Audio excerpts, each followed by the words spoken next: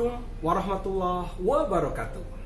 Anak-anak soli dan soliha, bagaimana kabarnya hari ini? Semoga dalam keadaan sehat, semangat, dan ceria. Baik, anak-anak soli dan soliha, pada kali ini Ustadz akan menyampaikan tentang cerita pendek. Anak-anak soli dan soliha, kita sering sekali mendengar kata cerita. Cerita sering kita dengar dari teman kita yang bercerita, orang tua, kemudian juga kita juga sering mendengar cerita dari film yang kita tonton, kemudian terkadang juga kita membaca dari buku-buku yang berisi cerita atau kisah-kisah yang sangat menarik untuk kita baca. Nah, pada kali ini kita akan membahas tentang cerita pendek. Sebetulnya apa pengertian dari cerita pendek? Cerita pendek. Mengapa disebut cerita pendek? Pertama, cerita. Cerita adalah pengalaman seseorang, baik pengalaman nyata maupun pengalaman hayalan atau pengalaman menghayal seseorang yang kemudian diceritakan kepada orang lain. Nah, kalau cerita pendek bagaimana? Kalau cerita pendek adalah cerita atau prosa fiksi. Fiksi artinya tidak nyata, berdasarkan hayalan.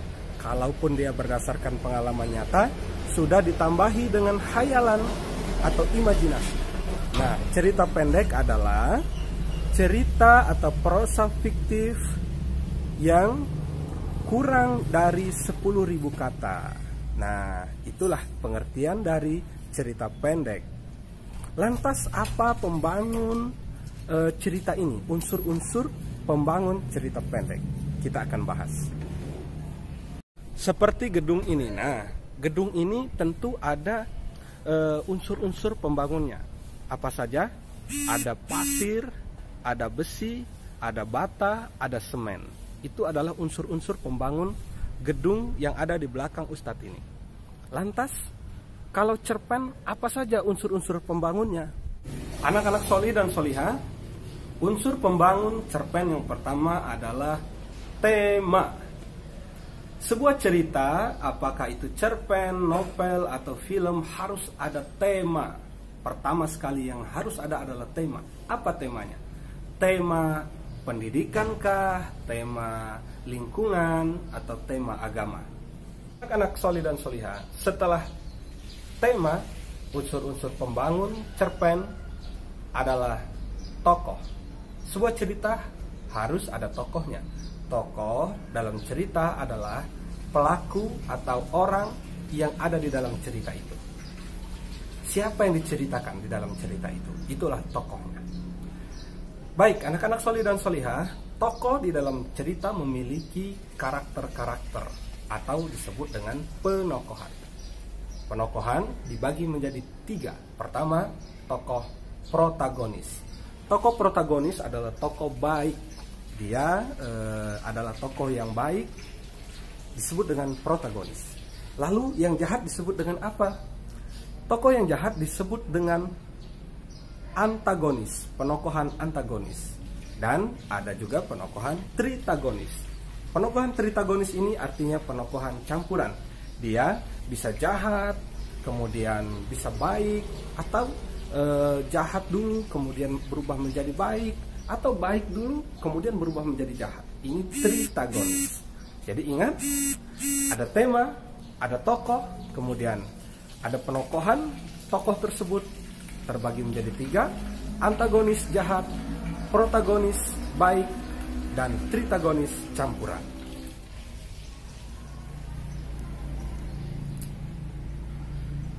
Yang ketiga, anak-anak soli dan soliha, di dalam sebuah cerita mesti ada latar. Unsur pembangun yang ketiga adalah latar. Latar artinya pengaturan cerita tersebut, di mana terjadinya, kapan terjadi cerita tersebut, dan bagaimana suasananya. Jadi, latar dalam sebuah cerita terbagi menjadi 3. Pertama ada latar tempat, di mana tempat cerita itu terjadi. Yang kedua, latar waktu, kapan cerita itu terjadi. Yang ketiga, latar suasana, bagaimana suasana dalam cerita tersebut. Apakah suasananya mencekam, suasananya haru, suasananya tenang, atau suasana yang lainnya. Selanjutnya, di dalam sebuah cerita, setelah ada tema, ada tokoh dan penokohan, ada latar, yang keempat, ada plot atau alur.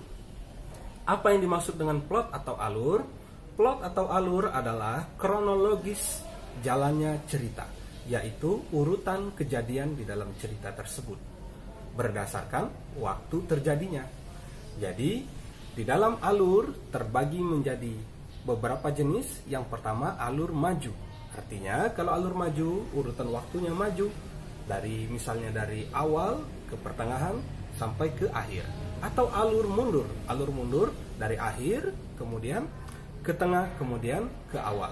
Misalnya, alur mundur menceritakan dari sekarang kemudian menuju kemarin.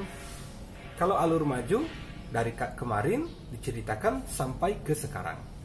Kemudian ada alur maju mundur atau alur campuran. Misalnya maju kemudian kilas balik menceritakan kejadian yang sebelumnya. Nah, jadi dia maju dulu kemudian mundur, atau dia langsung mundur kemudian maju mundur lagi. Nah, jadi dalam sebuah cerita kita sering mendapati sebuah cerita yang tiba-tiba menceritakan masa lalu, kilas balik. Nah, itu adalah alur mundur dalam sebuah cerita. Selanjutnya, unsur pembangun sebuah cerpen atau sebuah cerita pendek adalah sudut pandang. Sudut pandang adalah bagaimana penulis atau pengarang memandang cerita tersebut berdasarkan perspektif penulis. Nah, itu di dalam sebuah cerita harus ada amanat atau pesan cerita. Cerita berfungsi untuk menyampaikan pesan dan juga menghibur. Oleh karena itu, anak-anak solih dan solihah, di dalam sebuah cerita harus ada amanat atau pesan. Amanat adalah pesan yang disampaikan oleh cerita tersebut, baik secara tersurat atau tertulis maupun pesan secara tersirat atau tidak langsung. Nah, anak-anak dengan membaca cerita yang dibaca tersebut, pembaca dapat mengambil pelajaran atau pesan atau nasihat dari kisah yang diceritakan. Itulah yang dimaksud dengan amanat atau pesan cerita. Baik, anak-anak solih dan solihah, itu tadi penjelasan tentang pengertian dan juga unsur-unsur cerita pendek. Selain unsur-unsur intrinsik atau unsur yang berasal dari dalam cerita yang tadi dijelaskan, terdapat juga unsur yang berasal dari luar cerita yang disebut dengan unsur ekstrinsik. Artinya, unsur tersebut berasal dari luar cerita namun turut mempengaruhi cerita yang ditulis.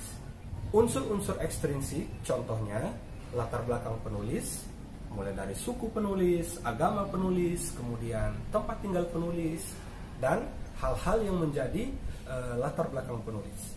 Kemudian yang kedua, kondisi sosial budaya masyarakat di sekitar cerita tersebut ditulis.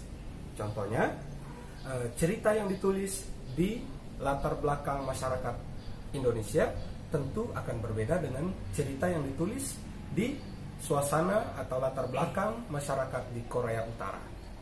Nah, ini menunjukkan bahwa selain ada unsur intrinsik, ada juga unsur ekstrinsik, yaitu unsur yang berasal dari luar cerita, namun ia turut mempengaruhi penulisan cerita tersebut. Baik, anak-anak solih dan solihah, itu saja yang bisa Ustadz sampaikan, dan Ustadz akhiri. Assalamualaikum warahmatullahi wabarakatuh.